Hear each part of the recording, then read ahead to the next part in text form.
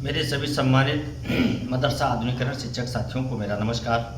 मैं पंकज मिश्रा, मदरसा आधुनिक शिक्षक। दोस्तों, जैसा कि आप जानते हैं कि मदरसा आधुनिकीकरण शिक्षकों को लेकर के इस समय तमाम भ्रांतियां फैलाने का प्रयास किया जा रहा है और उसमें कुछ लोग सफल भी हो रहे हैं, क्योंकि उनका केवल एक ही काम है कि जितना आप भ्रम फैलाओगे उतना शिक्षकों से हम वसूली कर पाएंगे।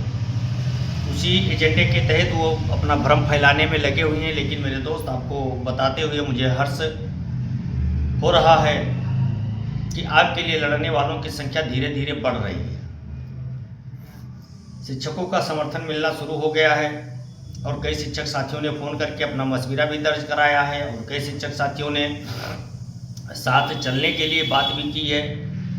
दोस्तों, आपसे मैं बताना चाहता हूं कि हमारी बात जैसे संगठन के शीर्ष पदाधिकारियों से कंफर्म होती है, मैं तुरंत आप लोगों को बताऊंगा, उस मामले से आपको अवगत कराऊंगा और आगे क्या करना है क्या नहीं करना है उन सारी चीज़ों पर आपसे आपका मशविरा भी लिया जाएगा और आपसे बातचीत भी कराई जाएगी।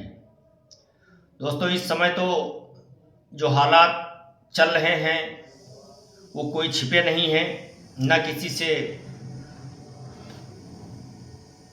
कुछ छिपाया जा सकता है, क्योंकि सारे लोग अपने बारे में जानना चाहते हैं और उनका हक भी है। इसलिए फ़ोन भी करते हैं, मैसेज भी करते हैं और कमेंट भी करते हैं। उन सभी लोगों का मैं आभार व्यक्त करना चाहता हूं, जो लोग लाइव जुड़ते हैं और वीडियो पर कमेंट करते हैं, लाइक करते हैं, वीडियो को देखते हैं और अपना मशविरा देते हैं। उन सभी लोगों को मैं तहे दिल से धन्यवाद देना चाहूँगा और उन लोगों को भी मैं जवाब देना चाहूँगा जो लोग केवल एक ही चीज़ कहते हैं, केवल निगेटिव बातें और निगेटिव कमेंट, दूसरे को मिसगाइड करना, अंधेरे में रखना। उन सभी लोगों से मैं कहना चाहता हूं कि ये सब करना छोड़ दें, अन्यथा आप अपने साथ साथ कई लोगों का नुकसान करा सकते हैं और आपकी वजह से अगर कोई डिप्रेशन में चला गया तो उसके जिम्मेदार आप ही होंगे। कल सिद्धार्थनगर के हमारे एक शिक्षक साथी श्रावस्ती आए थे, हमारी उनकी मुलाकात हुई, बड़ी सुखद मुलाकात रही। उन्होंने अपनी परेशानियां बताई, एक दूसरे की परेशानियों को सुना गया और उनको मैंने आश्वासन दिया कि मास्टर साहब, आपकी लड़ाई लड़ी जा रही है, थोड़ा धैर्य रखिए, कुछ दिन और इंतजार किया जाता है, उसके बाद में जो होगा देखा जाएगा। दोस्तों, ये कुछ लगातार जारी रहेगी। आज हमारे एक शिक्षक साथी ने फ़ोन करके बताया कि सर, आपसे हम एक चीज़ कहना चाहते हैं कि आपने कहा है कि सरकार की निगाहें मदरसों पर टेढ़ी है, तो किस चीज़ पर उनकी निगाहें सही है वो मुझे बता दीजिए। तो मैंने उनसे कहा कि देखिए, हमको सब चीज़ों से मतलब नहीं है, हमको मतलब केवल अपने विभाग से है। हमारे विभाग के खिलाफ उनकी नज़र टेढ़ी है, ये मैं जानता हूँ, इसलिए वो काम नहीं कर रहे हैं। बाकी हिंदुस्तान में क्या हो रहा है, बहुत बड़ा हिंदुस्तान है और कुछ षड्यंत्रकारी लोग भी हैं, कुछ उन षड्यंत्रों को उजागर करने वाले लोग भी हैं और कुछ राजनीति के तहत एक दूसरे के ऊपर कीचड़ उछालने का काम करते हैं। तो ये सारे लोग हैं, इसी देश में हैं, उस पर मैं नहीं जाना चाहता। फिर उन्होंने गौ आश्रय केंद्र पर लेकर के सवाल किया मुझसे और उन्होंने कहा कि ट्रकों में भर भर के गौशाले से गायें जा रही हैं, सप्लाई की जा रही हैं। मैंने उनसे कहा कि देखिए, जो गलत करेगा उसको उसका अंजाम भोगना पड़ेगा, चाहे जो हो। उसके जब पाप का घड़ा भर जाएगा तो एक ना एक दिन वो पकड़ जाएगा। बाकी चोरी तभी रुक सकती है जब हम चोर ना हो। हम खुद जब चोरी करवा रहे हैं तो फिर चोरी कैसे रुक सकती है? ना योगी जी रोक सकते हैं, ना मोदी जी रोक सकते हैं। और ये हम सबकी जिम्मेदारी है कि गलत कामों को हम तुरंत शासन प्रशासन को भेजें। जैसे आज हमारे ज़िले में हमारे ग्राम सभा से 2 ग्राम सभा और आगे पूरे दिन्नामगढ़ में, जो इकौना थाने में लगता है, वहाँ के एक सूरज मौर्य हैं, अभी बहुत कच्ची उम्र के हैं। उन्होंने अभी कोई बसंत नहीं देखा है।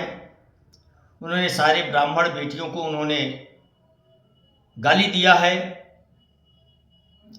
और मैं समझता हूँ कि वो मानसिक रूप से विक्षिप्त हो चुके हैं। उनका संस्कार जो है, ब्राह्मणों के खिलाफ उनको संस्कार में पाला गया है, जिससे उनकी मानसिकता क्षीण हो चुकी है और विदेशियों के षड्यंत्रों के तहत वो फंस चुके हैं, विदेशियों के जाल में फंस चुके हैं। इस वजह से ब्राह्मणों के बेटियों को गाली देना शुरू किए हैं और जो ब्राह्मणों से द्रोह किया है उनका सर्वनाश ही हुआ है, निश्चित है। आज नहीं, कभी होगा जरूर।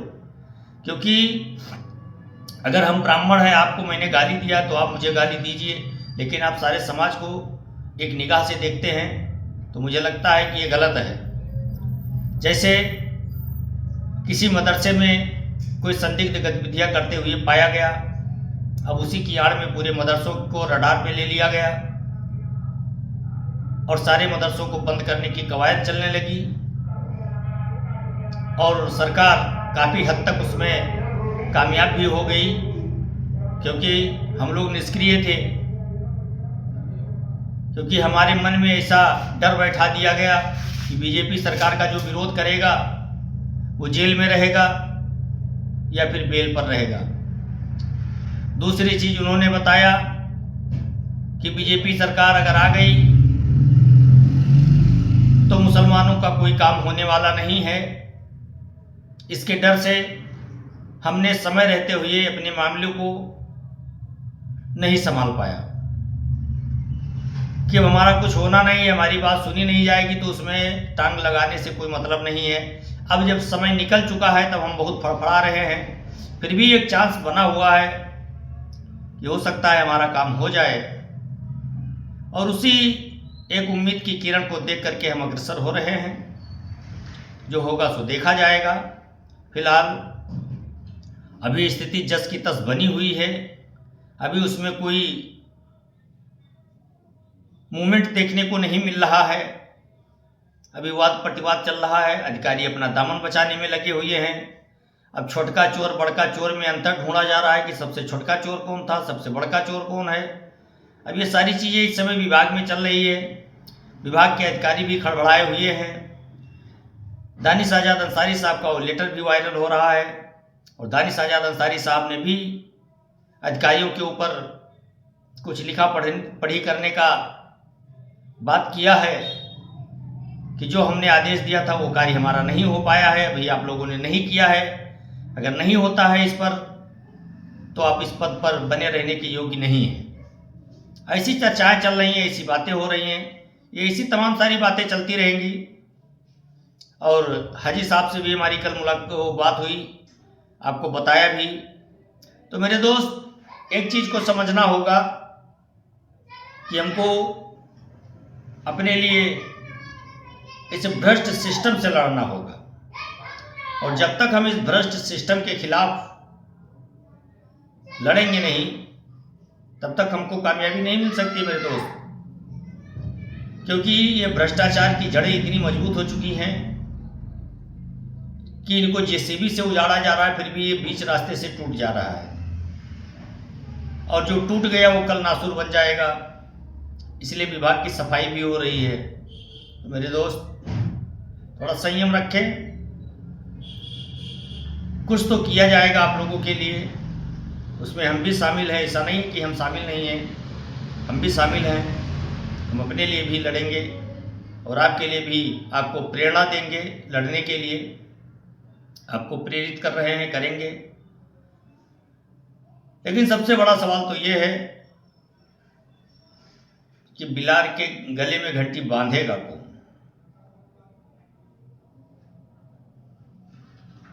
जब सारे रास्ते बंद हो जाएंगे मेरे दोस्त, तो उस बिलार के गले में घंटी बांधने का काम ये आपका छोटा भाई पंकज मिश्रा जरूर करेगा।